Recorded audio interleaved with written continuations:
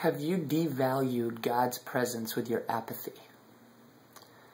It's a question that jumped into my mind tonight as I was reading about King Solomon in the Bible. And 2 Chronicles 6 and 8 is where he dedicates a temple. You know, King Solomon was the king that built this massive temple for God, dedicated it to him.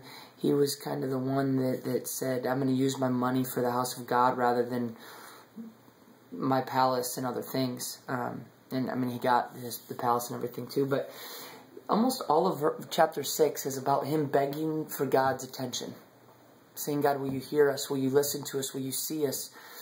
And it's something that I read through that, and I think, I mean, he poured so much into that prayer, into that time, into building of that temple. And we, most of the time, in our culture, we throw out flippant prayers whenever we need something. It's like this Facebook Jesus. It's like a Facebook status prayer every so often when we're going through, about to take a test. Lord, help me with this test. We're about to go into an interview. Lord, help me with this interview. And we throw up these half-hearted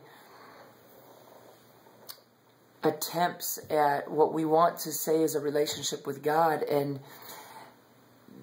then we get mad when things don't work out how we want, or we wonder why God didn't show up, or why God didn't do what he was supposed to do. And you know, a little bit deeper today than I guess normally we go, but I want it is the question in my head for me, the question for all of us is, has our apathy devalued God's presence? Have we taken away the reality and the value of what it is? Because it's a significant thing, and it's not to be devalued. It's not to be thrown up in a moment just because it's convenient.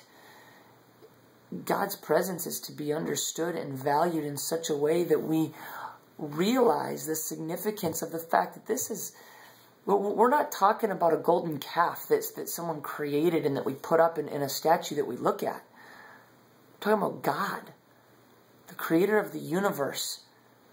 And rather than us jockeying for time with him, he has to jockey for time with you. The creator of the universe has to try to fight to get into your schedule during the day. He's trying to fight to get into mine. He has to try to creep into our life because we pack it with so many things.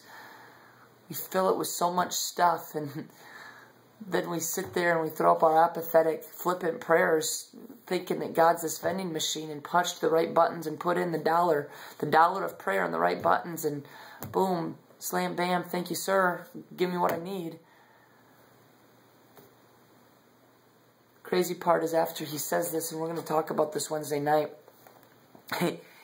Verse 7, or chapter 7, verse 1 says, when Solomon finished praying, fire came down from heaven and consumed the burnt offerings and the sacrifices, and the glory of the Lord filled the temple. And when you look at that word in the Hebrew, the glory of the Lord filled the temple, it meant that God physically was there, that he physically showed up in that room. Now, I don't know about you, but I could use a physical visitation of God. I think all of us would say that we could use a tangible God to do something significant in our life.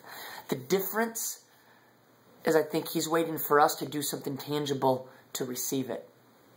We can't keep asking for God to show up tangibly unless we're willing to show up tangibly.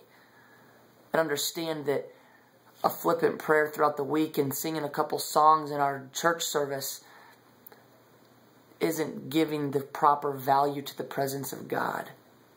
Solomon understood it, and I believe it's why he was so blessed. So today, will you continue to allow your apathy to devalue the presence of God?